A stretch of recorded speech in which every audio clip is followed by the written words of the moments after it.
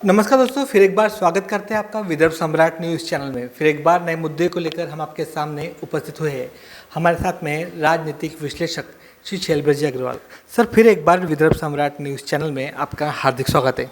बहुत बहुत धन्यवाद आपको। तो जैसे कि अनेक बार आपने ही एक मुद्दा उठाया था कि गोंदिया जो बिरसी एयरपोर्ट है वो स्टार्ट होना चाहिए, लोगों को बहुत दिक्कतें हो रही है। एक बार स्टार्ट भी हुआ था लेकिन बंद हो चुका। आपने बार बार निवेदन किए थे सरकार से। तो अभी दिसंबर में जो हवाई सेवा शुरू होने वाली है, सर क्या बोलेंगे इस बारे में आप? काफ़ी लंबे अंतराल के बाद में विमान सेवा शुरू हुई थी गोंदिया से हैदराबाद और तुम्हारे इंदौर, लेकिन 6-7 महीने हो गए बंद हो गई। क्यों बंद हुई, कारण वो जाने। जो चालू करने का श्रेय ले रहे हैं उनको जनता को बताना भी चाहिए क्यों बंद हुई, जनता जानना चाहती है। और मैं सरकार से निवेदन करता हूँ, उड्डयन मंत्रालय से निवेदन करता हूँ कि गोंदिया जो शहर है ये गोंदिया से मध्य प्रदेश को जोड़ता है, गोंदिया छत्तीसगढ़ को जोड़ता है। तो यहाँ से हवाई सेवा की बहुत ज़रूरत है। तो सिर्फ हैदराबाद नहीं, गोंदिया से दिल्ली, गोंदिया से पूना, बम्बई, गोंदिया से जयपुर, हर तरफ की हवाई सेवाएं चालू की जाए ताकि संपूर्ण इलाके का व्यापार बढ़े। बालाघाट है, सिवनी है, रायपुर है, रायपुर नहीं बालाघाट, सिवनी, इधर में तुम्हारे आमगांव है, इधर में और दूसरे स्टेशन है, छत्तीसगढ़ है, राजनांदगांव है, डोंगरगढ़ है। सब तरफ के आपको ग्राहक वो मिलेंगे, पैसेंजर मिलेंगे। तो अब मुनाफा होगा, सरकार को मुनाफा होगा और हवाई जहाज को भी मुनाफा होगा और लोगों के काम जल्दी से होंगे। जो आदमी नागपुर जाते हैं, नागपुर से दिल्ली जाते हैं, तो ऐसा गोंदिया से जो उनका मिलेगा तो हवाई सेवा ज़्यादा चलेगी, लोगों को मुनाफा होगा, व्यापार होगा लोगों को।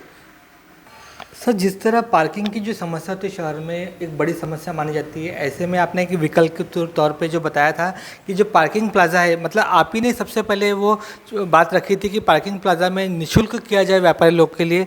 अभी सुनने में आ रहा है कि भविष्य में निःशुल्क भी हो सकता है, ये तैयारी शुरू है। सर क्या बोलेंगे इस बारे में? गोंदिया में जो पार्किंग है, जो ट्रैफिक व्यवस्था है पूरी चरमरा गई है। मैं जिसको देखो वही तुम्हारे जगह पर अतिक्रमण कर रहा है। लोगों की दुकान होती है, दुकान के बाहर भी लोग माल जमा लेते हैं, ऊपर से गाड़ियाँ। बाज़ार में दुकानें हैं, एक या दो गाड़ी तो दुकानदार की होती है और एक या दो गाड़ी उनके कर्मचारी की होती है।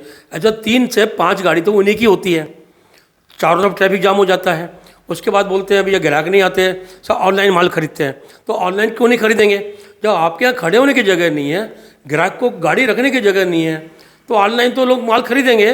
मैं सभी दुकानदारों से अनुरोध करता हूँ कि नगर परिषद आपको सहयोग देने को तैयार है। पहले भी तैयार थी, हमने बात किया था सीओ साहब से, पहले भी तैयार थी कि भैया आप गाड़ी पार्किंग प्लाजा में रखो, आप निःशुल्क रखो, वहाँ से पास बनवा लो लगे तो दुकानदारों का। और जब आप अपनी गाड़ियाँ वहाँ रखोगे, क्योंकि आपको दिन भर दुकान में बैठना है, सुबह 9 बजे से आपको शाम को 8-9 बजे दुकान में बैठना है, आपके कर्मचारी को बैठना है, कभी कहीं जाना है, खाना खाने जाना है, तो आप जाके गाड़ी उठा लो। तो जो कस्टमर आता है वो गाड़ी कहाँ रखेगा? वो तो पार्किंग प्लाजा में गाड़ी रख के आपकी दुकान में आ नहीं सकता ना सामान खरीदना है। तो आपको व्यापार बढ़ाना है, दुकानदारों से मेरी अपील है, आपको व्यापार बढ़ाना है तो आप अपनी गाड़ियाँ, अपने कर्मचारियों की गाड़ियाँ पार्किंग प्लाजा में कीजिए ताकि ग्राहकों को आने जाने में असुविधा ना हो। और अतिक्रमण बंद कीजिए। मैं देखता हूँ नगर परिषद के सामने इतना अतिक्रमण है कि वहाँ मोटरसाइकिल से जाना मुश्किल हो जाता है। इधर से एक गाड़ी जा रही है, उधर से एक गाड़ी आ रही है। इधर में तुम्हारे माल लोगों ने जमा दिया नगर परिषद के सामने, इधर में लोगों ने अतिक्रमण कर रखा है। तो मैं सीओ साहब से अनुरोध करता हूँ कम से कम नगर परिषद का रोड तो अतिक्रमण से हटाइए। नगर परिषद के सामने जो दुकानें हैं उनको कहीं ना कहीं जगह दीजिए, अतिक्रमण हटाइए। लोगों को आने जाने की बड़ी तकलीफ जा रही है। दिवाली का भी मौका है, अभी तो आदमी जा ही नहीं सकता बाजार में, ये हालत है। मैं सभी से अनुरोध करता हूँ ट्रैफिक व्यवस्था बना के रखिए। अभी जैसे ग्राहक जा रहा है बाजार में माल खरीदने, तो पुलिस पकड़ लेगी उनको, तुम्हारे कहाँ है हेलमेट कहाँ है? तो आदमी बाजार कैसे जाएगा हेलमेट पहन के? इसलिए लोग ऑनलाइन खरीदी करते हैं। मैं शासन से अनुरोध करता हूँ हेलमेट की अनिवार्यता गोंदिया शहर में नहीं हो ताकि आदमी जा सके। अब किसी को दवाई लेना है, किसी को सब्जी लेना है, तो हेलमेट लेके कैसे जाएगा आदमी? कहाँ हेलमेट को खड़ी करेगा? मोटरसाइकिल है, मोटरसाइकिल में हेलमेट खड़ी करेगा कि सामान का झोला टगाएगा, क्या करेगा? तो मैं शासन से अनुरोध करता हूँ हेलमेट की अनिवार्यता नहीं हो। दुकानदार से अनुरोध करता हूँ कि अपनी गाड़ियाँ पार्किंग में रखें। तो जैसे कि हर बातों में एक विश्लेषण हम रखते हैं और हर बातों की एक अपनी राय रखी जाती है। तो सर 5 राज्यों में चुनाव है, इसका विश्लेषण क्या बोलेंगे सर? किसका हो, कौन अच्छे इसमें जा सकता है, किसकी हो सकती है हार? सर क्या बोलेंगे इस बारे में? मेरा जो विश्लेषण है, छत्तीसगढ़, मध्य प्रदेश, राजस्थान, ये तीनों में भारतीय जनता पार्टी भारी बहुमत से जीतेगी। और तुम्हारे तेलंगाना है और मिजोरम है, यहाँ का तो सब है ही नहीं, यहाँ पे भाजपा है ही नहीं वहाँ पे। क्षेत्रीय पार्टी है वहाँ पे, तो वहाँ वही जीतेगी। बाकी तीनों राज्यों में भाजपा जीतेगी, क्योंकि लोग जो है राष्ट्र लोग सबसे पहले वो सोच रहे हैं कि हमारा कैसा हो, देश कैसा चले, क्योंकि जगह जगह जो लड़ाई जंगे हो रहे हैं, लोग मर रहे हैं, लोगों की बिल्डिंग गिरा रहे हैं। तो मोदी जी के नेतृत्व में भारत सुरक्षित है। सबसे पहले लोग अपनी सुरक्षा चाहते हैं, बाकी सब बाद में चाहते हैं, महंगा सस्ता बाद में चाहते हैं। मेरा जो अनुमान है कि 3 राज्यों में बीजेपी भारी बहुमत से जीतेगी, मुझे ऐसा लग रहा है। लेकिन कहीं ना कहीं मोदी जी ने जो वादे किए वो पूरे नहीं कर पाए, इसमें महंगाई बढ़ गई है, हर चीज़ महंगी हो गई है। ऐसे में लोग क्या फिर से मोदी जी पर विश्वास करेंगे? वादे पूरे कोई नहीं कर सकते हैं, क्योंकि वादे पूरे कर ही नहीं सकते, क्योंकि इतना देना पड़ता है इनको, फ्री में खैरात देना पड़ता है।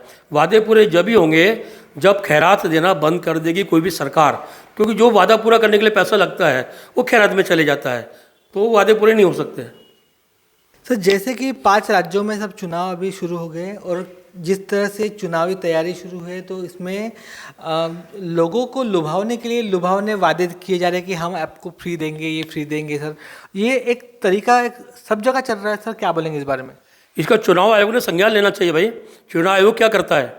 चुनाव आयोग का काम सिर्फ चुनाव कराना नहीं है, चुनाव कैसे हो रहा है ये भी देखना चाहिए।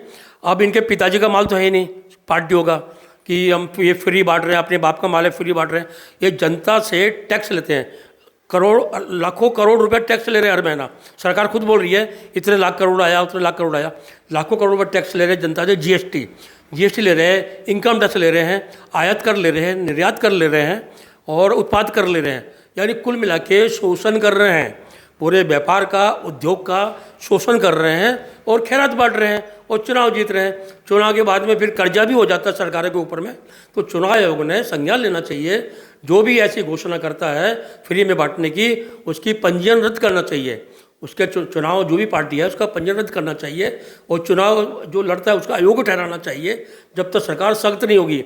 ये TN सेशन थे, अगर TN सेशन होते तो इनकी हिम्मत नहीं कोई पार्टी की कि खैरात बांटने की बात कर ले। तो सभी जो चुनाव आयोग है TN सेशंस के जो थे उनसे उनके आचरण करो, उनके पश्चिमों पे चलो, ताकि चुनाव में स्वच्छता आएगी। सर, जैसे कि गोंदिया जिले में 2 व्यापारी संगठन कार्यरत है, व्यापारी फेडरेशन, व्यापारी एसोसिएशन। तो सर, क्या बोलेंगे आप, किसके साथ में है और कौन सी संगठन आज मजबूत है गोंदिया जिले में? मैं सबका हूँ, सब मेरे हैं, व्यापारी बंधु जो भी है सब मेरे हैं। पहले व्यापारी फेडरेशन थी, कई सालों से मैं सुन रहा हूँ, लेकिन कोई काम उसका नहीं दिखता था। आज व्यापारी एसोसिएशन बनने से दोनों संगठनों का काम चल रहा है, दोनों व्यापारियों की मांग उठा रहे हैं, इससे व्यापारियों को भला होने वाला है। जब तक कोई भी काम में प्रतिस्पर्धा नहीं होगी, जैसे किसी को बोला जाए भैया तो मनोहर चौक से स्टेशन जाना है दौड़ते हुए, तो वो आदमी मान लो 15 मिनट में जाता है दौड़ते हुए। अगर कंपटीशन रखा जावे, 2 आदमी या 4 आदमी रहे, भैया जो पहले जाएगा उसको पहला इनाम मिलेगा, जो बाद में पहुंचेगा दूसरा मिलेगा, उसके बाद तीसरा मिलेगा, कंपटीशन किया जाए। तो जो 15 मिनट में दौड़ने वाला है वो 7 या 8 मिनट में स्टेशन चले जाएगा। तो कंपटीशन में प्रतिस्पर्धा होती है। तो पहले व्यापारी फेडरेशन था, उसका सिर्फ नाम था, काम कुछ भी हमको समझ में नहीं आया, नाम था। तब से ये एसोसिएशन बनी है, संजय जैन के नेतृत्व में बनी है। वो एसोसिएशन फेडरेशन के जो अध्यक्ष किरण मुंडाला जी है, इसके अध्यक्ष संजय जैन लाडली वाले हैं। तो दोनों एसोसिएशन अच्छा काम कर रही है, व्यापार हित में काम कर रही है, और दोनों एसोसिएशन अच्छा चलना चाहिए, तभी तो काम होगा। अगर एक ही रहेगी मान लो तो वो ज़्यादा काम नहीं कर पाएंगे। कंपटीशन में आदमी ज़्यादा दौड़ता है, भागता है और काम करता है। सर, संगठन तो एक ही होता है, तो कहीं ना कहीं व्यापारियों में तालमेल नहीं, इसलिए 2 संगठन बने, आपको लगता नहीं कैसा? जब तालमेल का अभाव होता है, जब ये टुकड़े होते हैं ना, अब एक घर होता है, एक घर के 2 टुकड़े हो जाते हैं, 3 टुकड़े हो जाते हैं, 4 भाई भाई अलग हो जाते हैं, बाप बेटे अलग हो जाते हैं। जहाँ तालमेल का अभाव होता है वहीं अलग अलग होते हैं। तो ऐसा तो होता ही रहता है, इसको कोई रोक नहीं सकता। धन्यवाद सर। दोस्तों, आज का स्पेशल एपिसोड आपको कैसा लगा ज़रूर हमें सूचित करें। अगर आपको लगते हैं हमारे एपिसोड अच्छे लगते हैं, उसे लाइक करते हैं, शेयर करते हैं, तो उसको सब्सक्राइब करना भी ना भूलें, ताकि आने वाले एपिसोड का नोटिफिकेशन आपको मोबाइल पर तुरंत आए। देखते रहिए विदर्भ का नंबर 1 चैनल विदर्भ सम्राट। धन्यवाद।